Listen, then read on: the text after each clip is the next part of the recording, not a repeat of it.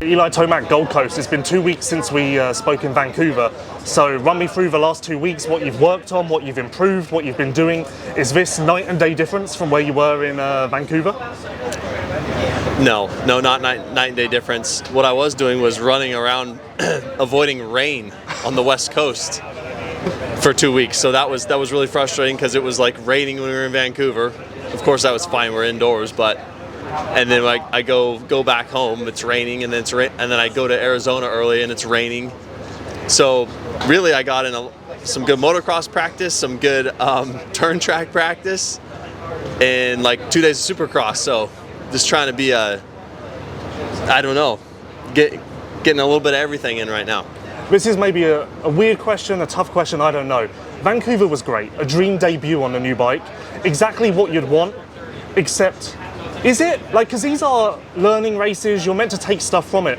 And Vancouver was so awesome that I wonder if you and the team leave there and go, shit, we kind of thought we would learn more than we did, you know? So like, although you got a trophy, did you get from Vancouver what you wanted? Yeah. The main thing for me in to the start of a new season is like finding good rideability in a race scenario. So that's always tough, and it's a tough thing to find out until you go racing.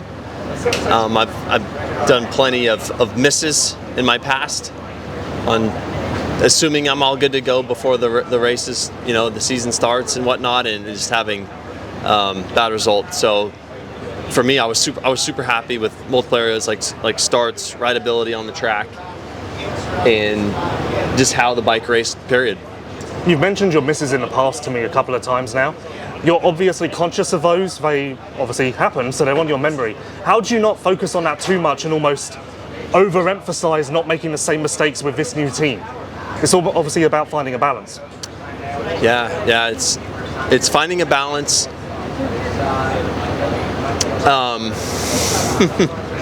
Yeah, it's like I said, it's just at the end of the day, you got to go race it, see what you got.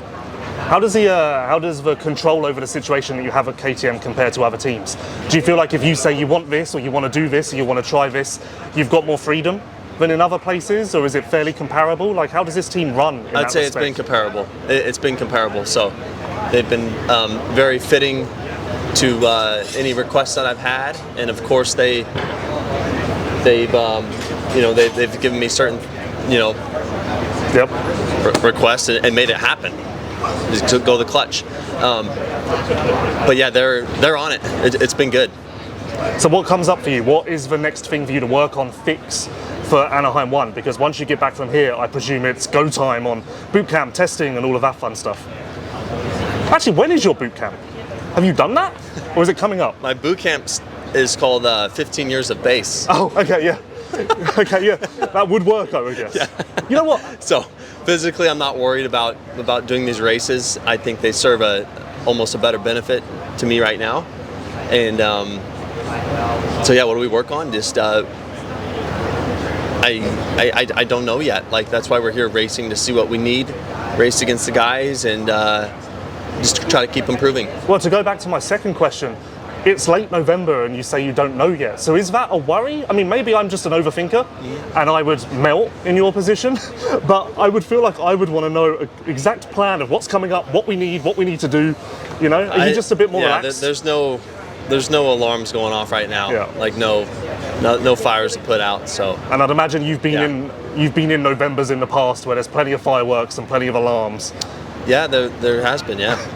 Going back to the boot camp thing, I spoke to a recently retired rider this week who said, actually, when you get towards the latter stages of your career, boot camp carries no importance. The base is there, but you really don't even need to act like it exists. So you would agree with that? Like, it really is a benefit? Is that a benefit? Yeah, I'll tell you what, like, it just, like I said, I've done this so long, I truly think you build like this crazy base of fitness. So, but it's not like we're not putting in motos on those days. But there's, of course, things change. Your body changes. What you need to do for volume and whatnot. So, for me, I think doing a couple of races serves a better purpose. Does that equally then keep you fresher come the season because you've not done this crazy block of training? That must also be a benefit that extends into May, April. I think it does. Oh. So this is, you're in a sweet spot, I guess. And I guess actually that plays into your decision to keep racing, because you know that you can reap the rewards of the work you've put in for 15 plus years now. I guess so, yeah. And here we are. Okay, last thing then. Gold Coast is insanely hot. They still haven't finished the track. How do you think the conditions are going to play out? Racing in this heat in Supercross is a rarity. Do you have to change your preparation? And do you think that with it being so dry, hot, the testing here will be relevant for Monster Energy AMA Supercross? I feel a lot. For sure, the hydration is going to be super key. Like, this is hot enough to where you can definitely get cooked. So of course, slime the hydration, the electrolytes, and then it. First look right now, it looks pretty dry, but I don't really know yet. I haven't set foot on the dirt and see what it's like. So maybe it gets into a drier hard pack track from what I can see right now. Yeah. Have you looked at the forecast? And then the forecast is, of course, maybe a thunderstorm. So we'll see. Like I said, but the other thing is, like, it's humid here, so it's going to be hot. Haiden Deegan, Gold Coast. It's been a couple of weeks now since your 450 debut. So what have you worked on the last couple of weeks? What have you fixed? Where are the improvements? Yeah, I mean, just getting better, getting my bike better set up. I mean, I literally had, I think, 2 weeks of riding before that first round. One, because I was coming off that collarbone injury, so I couldn't really start riding that early. And then didn't have much testing because they have to send your bike off to get shipped. So it's like, once you ship the bike, it's what you're riding. So now we had some time in between this to test some suspension, found a little better setup, and just, I mean, training-wise, you get better fitness, more laps on the bike. I mean, I've had, I don't really know, probably, a month on the bike now, something like that. So, just building. Yeah, we haven't really talked about the tendencies that come with riding a 450. Obviously, you do need to ride it a little bit different to the 250. Have you struggled with that adaptation? Do you find yourself throwing it around like a 250? Yeah, I mean, you got to learn it for sure. Being brand new to it, you got to get those little kinks out and figure out how to ride it properly. And I'm excited. Hopefully, there's maybe a rut on this track would be nice, lay it over. But if not, we worked really, really hard on just trying to get better at that throttle control. So I'd imagine it would be much easier for you to translate to the 450 outdoors than indoors, right? Outdoors, you can really use it a little bit more. No, I know. When I get on an outdoor track, it's like, I'm at home. I love outdoors, so it's like, I'm so excited for pro motocross on that thing. It's like, I feel like every night I go to sleep, I'm like, I can't wait to line up for pro motocross on this bike. And I mean, Supercross, I'm just working hard to get to the point where I can be as good as an outdoor rider that I am. So I feel like it's getting close. Yeah, 450-wise, I guess Supercross, you're like, I've got work to do. Outdoors, you're like, I want to go out and win. Like, it's completely different expectations with each discipline. Yeah, 100%. Supercross, it's easier in a way where now a guy that, like in 250s, a guy that I'm battling with in Supercross is not even in the top 10 in outdoors, or not even close in outdoors. It's easier for everyone to ride, but it's almost like, if you want to be a dominant guy, it's almost it's harder. It's weird. Is it harder to make like the small improvements to hit a Tomac level? Yeah, 100%. I mean, it's just those little things, those little techniques that you have to figure out in Supercross that gives you that inch, because now everyone's so close, it's hard to really gap somebody or be that dominant, where outdoors you can make those little mistakes, you can hang it out, and you could gap someone by 30-40 seconds. Obviously in Argentina we had big whoops. I thought like you looked solid on a 450 in them. That's normally the hardest thing, going through whoops on a 450. No, I know. I was like, I blitzed them all night, didn't not jump them once, and I feel like I was one of the top 3 best guys on the whoops that night. So I was passing guys on them. I was like, damn, this is good. This is what I need. I need to make improvements like this, and I feel like that was a positive one. And since then, I've just been working hard to better and better myself. Well, enough about that. Anaheim 1. What are we doing? I asked you in Argentina. It's a couple of weeks on. You've got to make a decision soon. Yeah, you'll see a decision soon. I'll give it about a week, and I'll let y'all know. If you had to bet, what way do you think you're leaning? It's hard because the way I look at it is I'm still only 19. If I have a chance to go win more titles on a 250, why not take that chance? I'm going to be on a 450, 10 years. I'm going to be on it for a long time. So it's like, if you have the chance on a 250 to go do it, I think it's the better decision. I don't know. We'll see. Do you not think it's better to get on the 450 train as soon as possible, because then that will mean you get to the point of winning on it sooner, Yeah, no, I agree, but it's like next year if I go race, I'll still only be 20. Yeah. Right? So, I mean, I still have 10 years on the bike. It's not like I'm not in a huge rush. I mean, obviously I want to get the fans, the people that making this hype, they want to see me go race and, win or lose. It's like, I get that, but I got to keep following the path. It's worked. You know, my family, my team, my dad has good insight. I've won 5 championships now. It's like we know what we're doing. We're just going to do it proper, and we don't want to rush anything. I can't imagine you'd do 250 West just because it's so close. Like, if you lined up at Anaheim 1 on a 250, you'd have 4 weeks of testing. Like, that's not long. Yeah, you got to kind of map it out, like how long on a 250 for Supercross will give you 450 outdoor prep. Oh, true. So I want to come in outdoors pretty gnarly on that thing on a 450 and be one of the top guys. So it's like, how can I give myself enough time to be ready? So we got to figure it out. Yeah, you're actually in like a pretty horrible situation because there's not really a good path to outdoors. No. Either way, there's going to be shortcomings, you know? Yeah, it's a hard decision, 100%. Obviously, I want to go race a 450 against the big dogs. It's fun. It's exciting. It'll get you to that level quicker, maybe. It's like, I see that. But again, I got time. Have you touched a 250 at all since Nations? No, I haven't touched a 250 in a long time. I see that thing. I'm like, some days when I'm on the 450, some days are going rough. I'm like, pull out my damn 250. But I'm like, nope, got to stay locked in and keep getting better. Okay, Cooper Webb, Gold Coast. Your one and only WSX appearance of the year. So let's start with that. Why this one? Why only 1 round? Why not 2? Like, how did those negotiations go with the series? So yeah, for me, this is my first ever World Supercross and my one and only for the year, and the Gold Coast, man. It's great to be here. But yeah, for me, the way my stuff kind of works right now is we try to do about 2 international races a year, and you know, it's kind of goes with like, you got to work with the team, what kind of dates make sense. Obviously, as a rider and being a businessman, you want the best offer. That plays a part in it. So yeah, for me, this one made sense. Obviously, Paris I've done a long time, and I'll continue to always support that one. It's a great event. But for me, yeah, this was a new opportunity to come check out the World Supercross one, be a wild card, and for this one, they had a lot of competition, as we see. So I think I picked the good one. Maybe this is too tough a question, and I should have briefed you, but this week there were rumours, talk that you couldn't do AUSX because you were doing this, and that was kind of a stipulation. Was AUSX ever a consideration for you? Was there a term and condition that made you commit to this one? Yeah, AUSX has always been an option. It was an option this year. Like I said, it's just one of those things where, you know, a lot goes into it as far as, I mean, I don't know what I can and can't say, but like from the rider, there's a financial, you know, side of it that we all get paid, obviously, to come race. But then as well as the team, I think World Supercross made a big commitment to Star Racing Yamaha, and that was something that sweetened the deal on everyone's end. With that being said, as far as I don't speak on the AUSX side, but on this side, there is something if I race this one that I couldn't do AUSX. But I don't want to, you know, cause any drama or what. That's between them. But I think for me, it's regardless of those issues with the Oz stuff, it's something for me that was a fun new opportunity to come check out World Supercross, see what it's about. I've raced in Australia. This is my 4th time in Oz, and yeah, check it out, see what it's about. And I love the guys at AUSX and what they've done, and we had a lot of great times, and I'll probably likely do it in the future. But I wanted to come see what the WSX could bring, and you know, for me, my contract's up at the end of this year, and you got to explore those things as a rider and see maybe where there could or couldn't be a future. Yeah, I was going to say this must be an important weekend because we all know in a couple of years you're probably going to be leaning towards this stuff.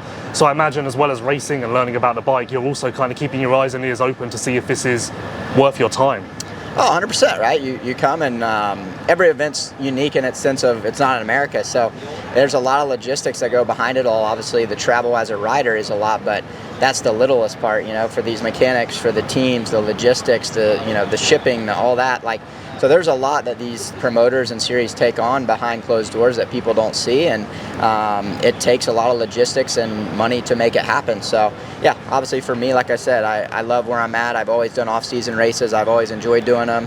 I've done the last few years 2 every year, and this is my 2 that I did this year, Paris and World Supercross. So, but yeah, obviously, yeah, I'm quite a Supercross guy, and there's definitely a potential avenue with this series, as well as, you know, like I said, with the AUSX Open or even, you know, Paris every year is something that I enjoy doing. So yeah, gotta be a businessman and see what opportunities could make happen or make sense. And like I said, I think we know World Supercross is here, and everyone's excited to see what it does. with A1 prep, new 450 for you guys. What's it do really good in Supercross, and what's maybe been a little bit trickier to figure out, or you prefer about the 25? So yeah, we're on the new YZ26. It's been awesome, been fun.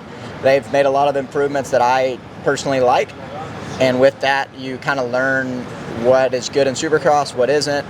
We had, for me, the 24 and the 25, I didn't change one thing for those 2 years. So once we found a setting, I didn't steer away from it. So it was nice when we got back from Paris to kind of learn from where we need to be better at with this new model. And then we actually did a lot of testing with Gilly, and also we brought out the old bike and kind of did a comparison, and we made a lot of progress. So I think this bike, right off the rip, I do like the engine on it. I think it's a much, for me, mellower engine that it's more rideable. And then I actually think the whoops are a big improvement so far. So one thing we did, I think, lose on a little bit, and I shouldn't say lose, but my 25 was turning really well, and I felt like for me in Paris, my turning wasn't as good as I'd like it to be. So big emphasis on that this week, but now it's awesome. I think this bike has the characteristics of the old bike, but does even some stuff better. So I'm excited to see where it puts us this week. Yeah, you were so locked in with your previous setting, but when the 26 came around, were you almost a little bit reluctant to jump into it because you loved what you had so much? It's hard, right? Like you win a championship on something, you love a bike, and it is a bit of a fearful thing to just be like, all right, we got a new motorcycle. But with that being said, I think we handled it really well. You know, the guys brought out the old bike this week, like I said, and that was kind of the standard that we needed to be at. So far this offseason, I just jumped straight on the 26 and hadn't looked back. So I think that was a good way to get kind of a direction for not only myself, but for the team. And you know, as a rider, at least for me, when I'm testing, you think you make improvements, but you don't really know until you're racing, or sometimes you can second guess yourself. And me kind of this year being the only guy that is, I shouldn't say the only guy, but in the past, top dog. Yeah, I'm the top dog, and a lot of it falls on me, right? So you know, it was good though. Gilly and Rich and the crew, they do an awesome job, and like I said, I think we're in a much better spot. Last thing, we know that you tend to peak in January or even later than that. Off-season races, you're never quite at your best. So where does the expectation lie for this weekend? Are you just going out there to learn, or is there do results even matter? I guess not. I mean, they don't matter, no. But you want to make progress, right? Do I want to go out there and win? Absolutely. But I think just the opportunity to race some really good dudes is always something that I look forward to. You know, to get to race Eli, Kenny, Jason, obviously Haiden, and then all the other guys that have been doing the series that are winners and great guys as well. I think it just kind of helps speed up the off-season process of like learning the bike, learning the speeds, learning that kind of thing. But this format's definitely different. Like Paris, I was just talking about, you do a lot of riding. This one seems a little, obviously it's one day, but also a little bit shorter, speedier, sprint, triple crown-ish a little bit. So I want to go out and win like always, you know, but I'm going to take it with what it is. And like I said, I know for me, I'll be dialed come January. But I do feel like right now I'm in a better spot than I normally am this time of year. So we'll see if it reflects. Hey, Ken Roczen, Gold Coast. First things first, I'm being hit with a million questions about Sweden and South Africa because there's still some confusion about your off-season plan. Last time we spoke in Vancouver, you said this was your last round. Still the case? Yes, yeah, right here, this is my last round. Luckily, we're in a nice area. You know, I'm taking it all in for sure. But yeah, it's the same deal. Obviously, I've been vocal about that I'm only doing the first three, and that's definitely still the case. Was there any discussion about Sweden? Because someone did say to me that you could wrap up a round early if you went 1 week longer, but that's not... No, not really, because Kristen at Vancouver was like, hey, you know, like if you keep this up and you keep doing good and you have this and this many points, and you could go to Sweden and potentially wrap up the title. And I didn't even think about that. You know what I mean? Like it just, I mean, I guess at that point we have only done one round so far. Yeah. So I'm like, okay, we have Vancouver to go and this and that. There's a lot of things that have to happen. But this is it. So you've been basically treating these races as a Paris, an AUSX Open, a Geneva. These are just reps for you, isn't it? Like there's a red plate on your bike, but knowing that you're not doing the full thing since the start, that is almost insignificant? I honestly really don't know how it works. to be honest. Obviously, I'm glad. Like, it looks badass, right? Like, it looks cool. So I'm definitely taking it all in. But then again, in the end, man, I'm just here to race and do my thing and train and whatnot. Like, I don't really worry about some of the details and statistics that go into this and who gets the red plate and what's going on. Like, honestly, I don't really know.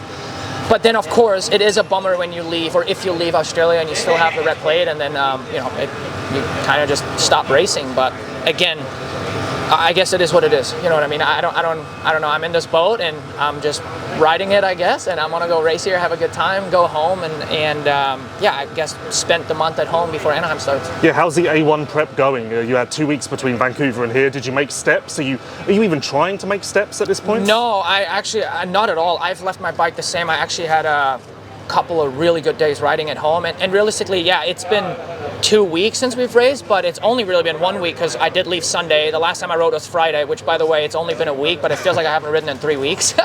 Just because you fly to a different country or a different continent for that matter, and that always changes things where it just feels like it's been forever since I've sat on a dirt bike.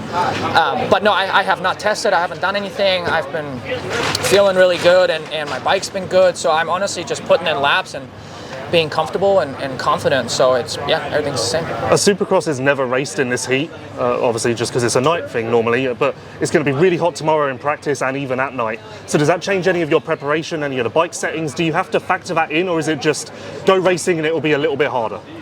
It's definitely harder. And actually last year in Perth, we had a double header, right? And it was 95 degrees there, so it was extremely hot.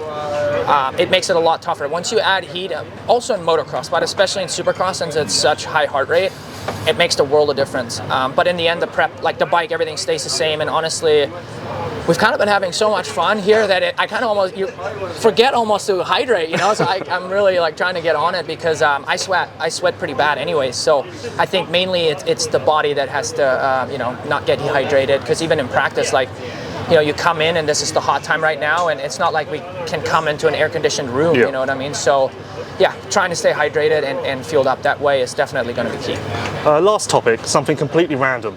A couple of years ago when I was still in MXGP, there were light rumours in the paddock that you were exploring going back full-time and you'd like to do a full season. I think someone from HRC even said you'd mentioned it. Was that actually a legit consideration, and is it still? Yeah, a few years ago, like I don't know if it was 2 years ago now or 3 years ago, I was like, man, like, what if, I was interested in doing it and was exploring it, but I shut it down. I never really like committed to it, right? Because I don't know, it's really hard for me. I love what I do here, and it's really hard for me to commit to something where there's 13 riders on the gate sometimes, you know what I mean? Like, it just doesn't, I don't know. Yes, I was playing with the thought. I ended up squishing it because I am happy where I was at, and I wanted to go there for 2 years, find your feet kind of like the first year again and then go for a title, but I never really took it much further, but there was the talk about it, yeah. Well, I guess it's hard as well because you can make so much more money in America. Yeah, the salaries in GPs are kind of comparable now, but bonuses are... This was really just a, what can I say? Yeah, on the money side of things, we make a great living over here anyways, and going back there, it really doesn't make sense, didn't make sense. It was kind of like, hey, if I'm over it, but I do want to keep racing, if we want to do something new, take the family over there. It was more that kind of thought, but no, I kind of like being home. Do you think, last thing, do you think you'll ever race a GP again? Do you think you'll do one before you hang it up? Again, I haven't thought about it at all. A little Tushintoll trip? Yeah, I'm not going to say no. You just never know, I'm the kind of guy, like, when the summer comes around and I kind of go from one day to another, I'm like, I don't want to race a GP, and then, bam, we make it happen. So it's not like I plan anything out, I kind of just go with the flow. I want to have fun with it. So if that's what satisfies me, then that's what I go with. Max Anstie, Gold Coast. Let's start with this. Vancouver was big for you because you were very unsettled and you executed. You explained that over and over. This week, you didn't ride at all, obviously travel, and it's going to be hectic here coming up as well. Does that make you equally unsettled, or does that not bother you? No, not in this aspect because it's in your control. Well, yeah, but I've also raced in Australia before, so I know how important it is to try to not be jet lagged. Because I've raced in Melbourne before. I've raced a few other places, and I've tried it, like riding on a Monday and then flying in, getting here on a Wednesday, or riding on a Tuesday and getting here on a Thursday, thinking that I'm going to be fine, and you get to 5 o'clock in the afternoon and you're like, oh, the night show's not even started and you are like dead. You want to go to sleep. So for me, the most important thing was getting acclimatized, getting on the time zone, because I think that outweighs the 1 day of extra riding that I could have done. I went back after Vancouver, had a solid week, like rode Tuesday, Wednesday, Friday, was flat out on the program with the boys at Star, like just locked in, doing my laps, and went running with the boys on Saturday, and then I flew Saturday night, got here Monday, and got to spend a few really nice days with the family and someone else as well that was sat over there, and yeah, it was good. We had a really good few days up in Noosa, a couple hours north of here, and was able to still train, trying to get over the jet lag. Today was the first day that I actually woke up at 6:30 and didn't wake up at 2, 3, 4 a.m. So I was it takes a minute to, after all the travel, it does take a minute to feel somewhat normal. So yeah, I'm ready to go.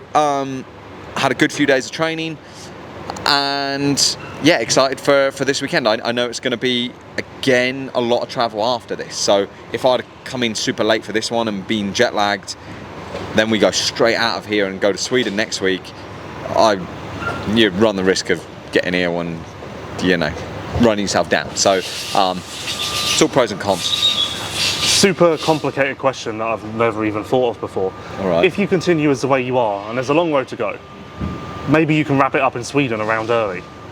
You can't do this because you've got a contract with a series and you're one of those guys. But if you wrap it up a round early, kind of be beneficial for you to just go back to Tallahassee and get to work for West Coast rather than go to South Africa. No, well, one, the way the points work, there's a lot of points on the line each night, so 45 each night, and I think I'm only 16. So, and that's after 2 rounds. I think I'm only 16 points ahead. So No one knows. it's, yeah, I mean, anything can happen, but I've just got to stay locked in and execute. And yeah, if I wrap it up a round early, it'd be amazing. But it is what it is. I just got to do my thing. The boys are coming for me. I know Cody and Shane and Enzo are. Well, Shane's already told me today that the title's basically gone. So. Oh, it's handy. That's good for me. God, yeah. No, I mean, if anything happens, they smell blood in the water. They're going to be all over me. So I've got to stay locked in on that side, and I've said this multiple times. So that's not a question. And no, at the end of the day, I think, like Eli said in the press conference, I think racing for me at this time in my career, but also November, December, is better for me than just burning out boot camp. When I was younger, I think I needed the boot camp. I mean, I never really even did it, but I think it like last year,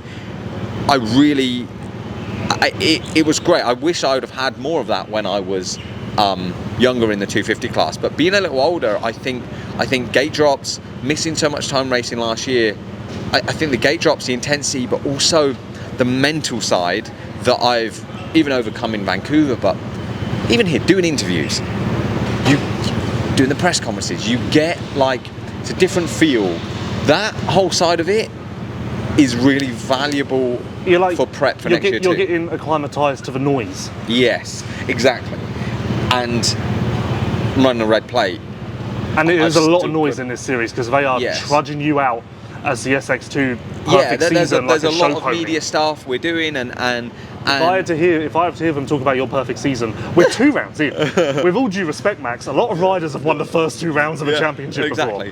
So, but we're acting like you're bloody God walking on water. Oh, wow, what can I say? Did you do a quadruple backflip or something? Because we're acting like this is... No, but I was going to try and pull one of them off. Oh. Cocky. Yeah, cocky. wow, no, Haiden Deegan taught me how to do it. Oh. His dad, actually. Oh, yeah, okay. No. It's a good point, though. They are playing up your perfect season. We're 2 rounds in. I mean, okay, there's a lot of races. Yeah. So actually, you're 6 races in. Yeah. Technically, that's the same as winning the first 3 rounds of an outdoor championship. Imagine if I won the first 6 rounds of West Coast Supercross next year. Well, you need to look back, obviously, because we are now hitting the halfway point. It's been a long road to this point. I'm sure the fatigue is setting in. Oh. And then there's a long road after this as well. So for the viewers that are watching, he's being sarcastic. This is the British. And also, I've already made this joke once, and we had to stop. We were already like, it might be a bit borderline. So.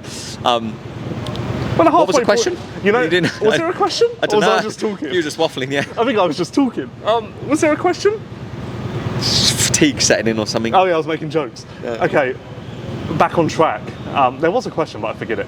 I spoke to our mate Eli earlier. Yeah. And he didn't want to say too much, but he kind of let on that he doesn't really do boot camp anymore because of his age and how his base is so good. Yeah. You're obviously a similar age. Yeah.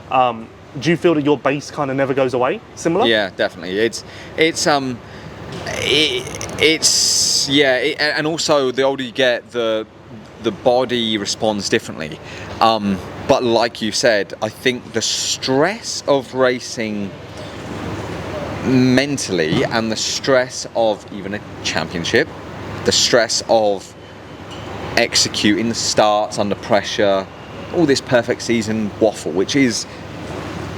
It's not important. What is important is me executing Saturday night, getting the job done, even when you don't feel good, execute, and traveling around the world, figuring out what the track's like, seeing how the bike's working, making the best of every situation so that, every day I can be better than I was yesterday, better than I was last week. And I think that, as far as, of course, I want to win this championship, but also I want to come in as prepped and ready for the American Supercross Championship, and I think this is a perfect prep for me. And I think for me, if we start off super strong and I get the job done next year, which is what I want to do, you never know, you might see a few more people go, maybe that's the way to do it. Because boot camp is great and it gets your speed up, and I've really had a great mix, like training with Swanee, training with all the 250 boys and Coop and Haiden and J Coop. When I'm there, it's like we're fully locked in, we're motoring, we're doing our thing, but then being able to just separate and go, right, I'm going to go racing, see where I'm at. Okay, we're good, still got a couple of things to work on, get back to it, and it's like Tuesday, wide open again. I'm getting beat at the practice track. You talk about who's flying at the practice track? Thrasher's been in front of me. Mosey's been riding great. They've actually separated the groups. I've been riding more with the 3-4-50 guys and Thrasher. Thrasher's been riding well. Why is that a group? Why have you and Thrasher been put with the 450 guys? I don't know. I don't make the decisions there. You have to ask Swanee. And then the rest of the 250 guys and the amateurs are. I mean, it's just split the track up because obviously there's so many guys. I thought it was like a special. Maybe it's the international group and Nate and Thrasher. Yeah, Nate Thrasher, well known for being international. No, I mean the other. I don't know. You're asking too many questions. I didn't think that far into it. But it's like I'm not. Whether I'm riding behind J Coop, Deegs, Coop, Thrasher, there's all the other guys. It's like I moto every week, every day, pretty much in the week, and there's some motos where I'm out in front, there's some motos where I'm not, and so it's not like in my head, I'm going every weekend just executing my thing. Under the lights I am, but there's still times in the week where I'm like, fuck, that could have been better, I should have done this, like, I've got to jump this quad and I haven't even done it yet, so on the sight lap I've got to go and figure it out and settle it in the race. It's good. We're in a good spot. I feel like I've got perfect balance at the moment of having that boot camp, but also being able to come and test myself at these races, have the mental stress of the championship kind of thing, and being here and interviews and getting your brain switched on to that, because it is, you have a few months off of that and then you go to Anaheim and you're like, oh geez, I forgot how tiring it is to do all this stuff all the time and what the schedule is. To be in that position, I feel like it's working in my favour at the moment. It can go either way, it can be great or it can be bad for different people. But for me, this is what I've decided on this year, and it's working. And yeah, I think it's going to be great prep. Shane McElrath, Gold Coast. Obviously, Vancouver didn't go well for you, but AUSX Open maybe righted the ship a little bit. Championship's now looking tough. So how do you approach this mentally? It's almost a different WSX experience for you going in than you've had in this series' existence. Yeah, I was honestly thinking about that a couple hours ago, where it's like our mindset now is a little bit more short-term perspective, because we have had a lot of issues, and that's where it's last year it's like we started out kind of firing right away, and it's like, hey, we're in a good spot. And this year I think we expected it to be kind of the same, but maybe our attention wasn't completely in the right spot. So yeah, we've had to sort through some issues the first couple rounds, and like you said, Vancouver was really, that was like rock bottom, where it was like just kind of like, okay, as a team, where are we at? What went wrong? How can we fix it? And let's just move on from here.